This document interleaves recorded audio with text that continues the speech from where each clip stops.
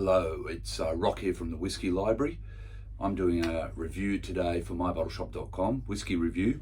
And today we're going to actually do some hidden gems from Scotland. So these are smaller distilleries that perhaps you haven't heard of before, or have heard the name but don't know much about the particular whisky. We've got AnCnoc, Arran, Balblair and Deanston. Stay tuned. Okay, welcome back. Now, to be honest, I can't claim credit for the idea of doing the hidden gems. I've actually taken the idea for today's video from the Whisky Advocate. It came out in spring 2021 magazine. It's actually a US magazine. And unfortunately here in Australia, there's a dearth of good magazines and good regular features and reviews on whiskies, but this one comes in I think it's 4 times a year, so maybe every season. In that, they've picked out some hidden gems from Scotland. In particular, if you look at the cover here, that they've focused on Balblair, Deanston, Glen Scotia, and Glengarioch. These, I guess you might say, are smaller distilleries, or much smaller distilleries. They're often in out-of-way locations. Not often on the tourist trail, so people won't know a lot about these particular whiskies. And in fact, most of these whiskies, although you see they are single malts here, they're actually used a lot in blends. So sometimes you'll know the blend, other times you won't know the blend. Now, if we just start off with AnCnoc, and again, I'm just borrowing from the Whisky Advocate magazine here when I look at AnCnoc.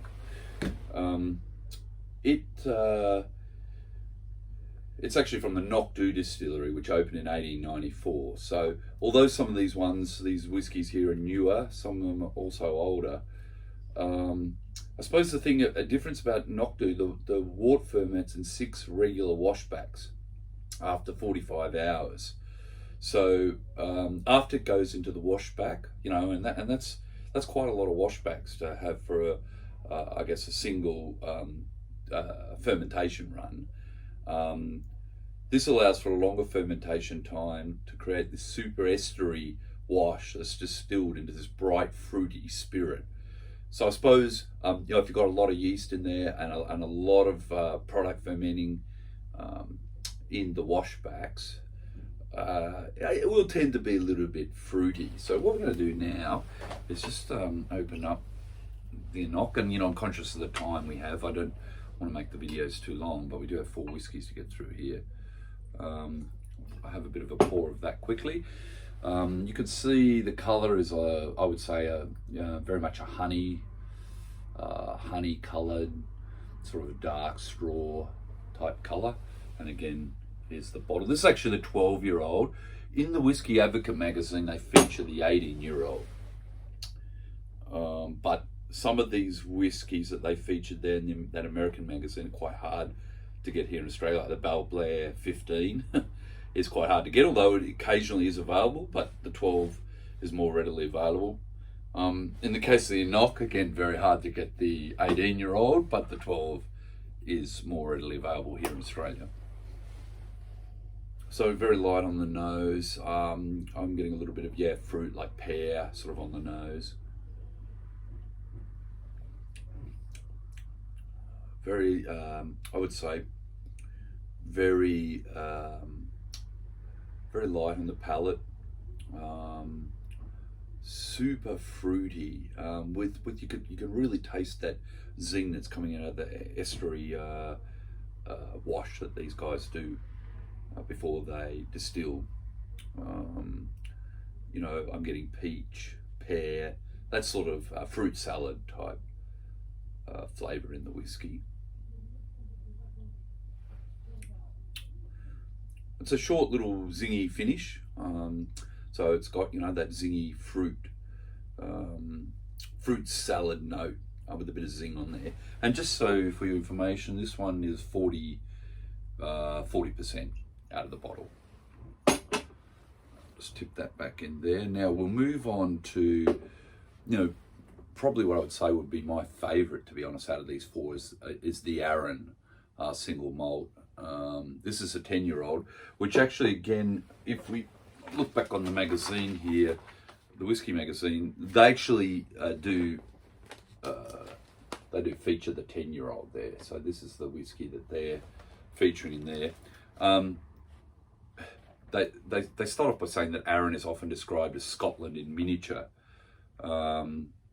And it didn't fully fit until 1995 when the Isle of Arran distillers opened. So you can see, compared to AnCnoc, this is obviously a newer distillery. And you probably couldn't pick up on the photo there, but the Cranza Castle is in the shoreline there in the background. So, you know, for tourists that would travel over there, they might travel over to visit the castle and be surprised to find that there's a distillery there on the Isle of Arran. This particular one is this is the 10-year-old, and it's a 46% whiskey. Whiskey Advocate magazine actually gave that a 92, which is, you know, by their standards, a pretty high rating. Arran is in the middle of the Firth of Clyde, so getting there is an easy train from Glasgow, and you connect with a ferry that goes through to the island. It's a 46% whiskey, so it has got a bit of a kick to it. This is actually, as I said, my favourite out of it, and they do come with these little gift packs that you can buy around the place. This particular one is a little, like I would say, a little wee Glencairn glass. So I'm going to actually drink that Arran out of there. Beautiful bottle, but nice big heavy bottle with a big, you know, wooden cork in there. So the bottle itself is very impressive. I'm not quite sure on the prices of these bottles, but I think, you know, it'd be fair to say they're probably around the $100 mark. So you're not breaking the budget on these whiskies. But of course, you know, they're not brand names, so there is always that risk, I suppose.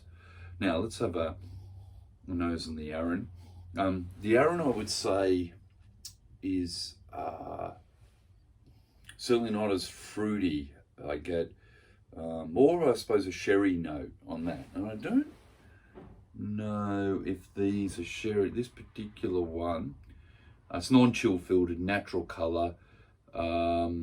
It's a classic Arran, rich in honeyed and malty flavour notes with a soft vanilla and coconut flavour. And probably I'm getting a bit of the coconut. Certainly vanilla is in there and some citrus there as well. A little bit of almost like an orange peel on the nose. It's quite lovely, quite refreshing.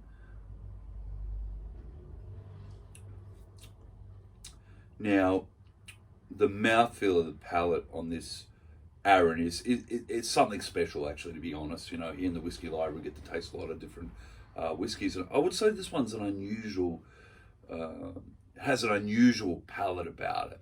I think it's the big citrus note. It's like a mouthful of orange, mixed with obviously a bit of the cask finish on there, bourbon, maybe a little bit of sherry finish in there. Again, it's got a little bit of copper hue to it. I don't know if you can pick that up on the camera. A little bit of a copper hue. I think it's a really unique flavour out of Scottish whiskies. I don't know whether that's to do with the location there in the Isle of Arran or the type of cask they use, but I'd say, you know, if you're looking for something different in a whiskey, and you don't want to break the bank, but you want to go and explore, this is a perfect whiskey to do that. And the finish, you know, you notice it's a 46% whiskey. So you're getting that full burn, I guess you might say, on the back of the palate. I'm drinking these whiskies here straight up with no water or ice. Generally, what I would do is just put a small cube of ice into the whiskey just to bring it down to temperature a little bit. But since here we're tasting these straight out of the bottle, I want to give you my honest opinion as they are coming straight out of the glass bottle. 46%, you certainly notice that it's a higher proof than the AnCnoc, but lovely. Now, Balblair. So as I mentioned, the Balblair they talk about in the Whisky Advocate magazine is the 15. Now, the 15 is a fantastic whiskey, but unfortunately here in Australia, as rare as hen's teeth. So it's just too hard to find a Balblair 15, and we're in the Whisky Library, and there wasn't one to be seen anywhere, so we did have a good look. All right, let's try out this Balblair. Again, quite a nice bottle, unusual bottle shape. You know, as far as Scotch whiskies goes, it's something a little bit unique. And it got, again, you can see it's quite a light sort of straw colour. We'll pour that into a glass and see what it looks like. Nice cork again. All these hidden gems are all beautifully corked, I might add. Let's have a look at that colour. Similar to the AnCnoc, I'd say it's a light sort of honey colour, straw colour. Looks to me like it's non-chill filtered. I can see all sorts of things floating around in there. And if I read this, yes, it is a natural colour, non-chill filtered. You know, obviously non-chill filtered. Normally, what they do is they as the whiskey's flowing through to be bottled, they freeze a line to hold the impurities. And some people maybe rightly say that it affects the flavour of the whiskey by freezing the line and taking out those impurities. So you probably may not pick that up here on the camera, but there are a lot of things floating around in that whiskey. But you know, hey, it adds more flavour. Who cares? All right, let's give this a go. Again, this has a different flavour profile than Arran. Arran stands out for its flavour profile. It's totally different. I would say the Balblair, this particularly is 12-year-old, is a little bit thin. I know the 15 is a different story, but this one's a little bit thin. I get notes of, let's just see what it says here on the bottle. So the Balblair is matured in American oak, ex-bourbon, and double fired with American. So sorry, it's matured in American oak, ex-bourbon, and double fired American oak casks, supposedly bringing elegant complexity and warmth. Now, I can tell you there's definitely warmth in that whiskey. Out of those two, this third one I'm having, I can feel the warmth flowing down inside of my stomach, which is a lovely feeling. So definitely picking up on that warmth.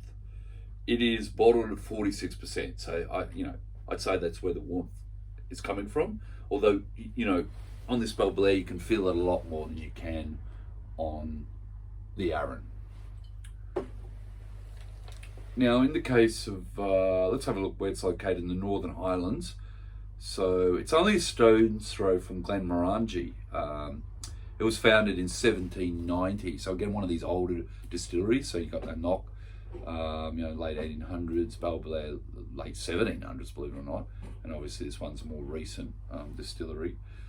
Like a lot of these hidden gems, it lingered in obscurity for years and years, off the main road, off the beaten track. Unless you're particularly looking for that distillery, you would not find it. They would have produced all their single malts, would have gone into blends. And you know, a lot of, particularly in those, particularly whiskies that go into blends, it's quite, let's say it's a secret, right? Which particular blend uses which particular single malt. Some are quite obvious. In the case of Diageo, you sort of got a good clue what goes into Johnny Walker from the Diageo single malts. It was bottled originally as a vintage whiskey rather than age statement, but they've moved it over now to particularly like an age statement. And they again ferment in wooden washbacks. So I think, you know, some of these small hidden gems, they may not have the massive stainless steel fermentation tanks that some of the big dogs have. They have these wooden washbacks, and there's no doubt that adds a dimension of flavour that some of the, I would say, more mass-produced single malts can't provide. The 15-year-old, they comment that, you know, it's 93 points, by the way, they give that, which is number 11 in the Whisky Advocates 2020 top 20. So that's a very high rating, I might say. It's matured in either bourbon, so this one, the 12 will be the bourbon, and the 15 will be the Spanish oak casks, or oak sherry casks, sorry.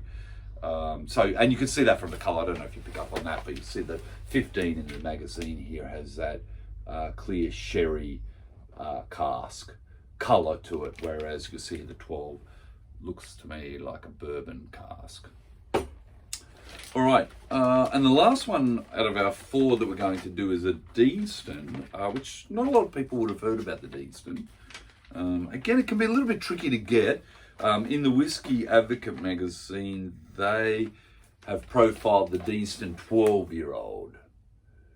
But here in Australia, in the Whisky Library, we've managed to come up with the Virgin Oak. And to be honest, Stephen, I think this is hard to find.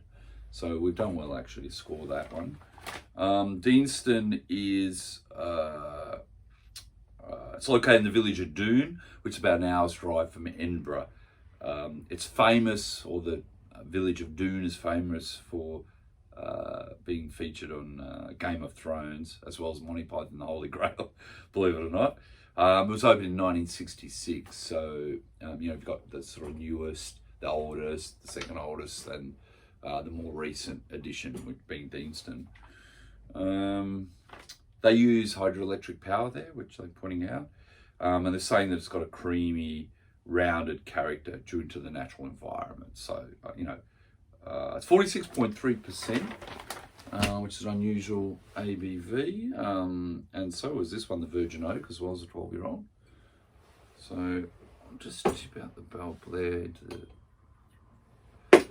glass. Now you can see, well, I think you can see there on the camera, the Deanston may be the darkest out of the lot, which would normally suggest not so much bourbon cask, but maybe, oh no, this is Virgin Oak though.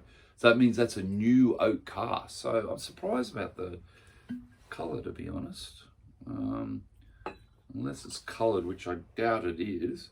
It's unchill filtered and finished in Virgin Oak cask. I'm surprised it picks up that much colour. Let's have a look at it in the glass. Definitely a lot more colour. And again, you can tell that it's non-chill filtered. There's all sorts of things floating around in there, which is fine. Ooh, it's got a, I always say that the Virgin Oak cask, if you're going to put a whiskey straight into a brand new cask, it imparts special flavour. It's not a flavour I don't mind. It's not a flavour that will necessarily appeal to everyone, because you're not picking up the ex-bourbon flavours, you're not picking up the ex-sherry flavours. You're literally getting the flavours out of the wood. And to me, it always allows, I think, the raw spirit to shine through more. So straight away on the nose, I can tell that this, I can get the essence of the spirit that's been put inside the barrel without the confluence of sherry or bourbon or any other finishes.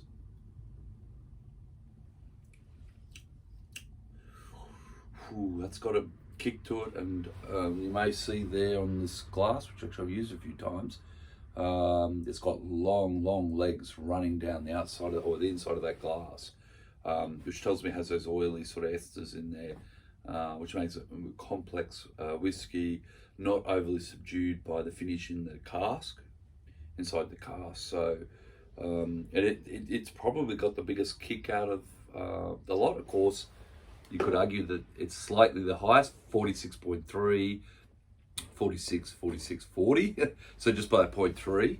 But I'd attribute that more to those natural oak casks, just not finishing off that whiskey. So you get that the burn straight away, or the lingering burn, which I'd say is you could say that is a strong, powerful finish, and it doesn't surprise me looking at the legs on the glass. So interesting that we've got an array of different whiskies here from different locations in Scotland that have experimented with their barrel casks, and all of these are affordable whiskies. Let's say in the 80 to 90, maybe 120, 130 range. So for a small producer to produce that whiskey, get out here to Australia, I think if you want to extend your whiskey experience and you want to try some of these whiskies, it's a great addition. It might not be your go-to whiskey, on a regular basis, but it'll be something now and again you can bring out with your friends and ask them to try something a little bit different from Scotland's hidden gem. So this is Rock coming to you from the Whisky Library.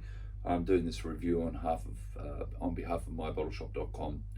So yeah, if you like the content here, please subscribe to the channel, and we'll have some new whiskey reviews coming up. Well, we're going to try and do it every week from here on in. But if there's anything you'd like to see or you'd like us to review, please leave in the comments there, and we'll do our best to try and raid the Whisky Library or out there into the cellar and see what we can dig up. Thank you.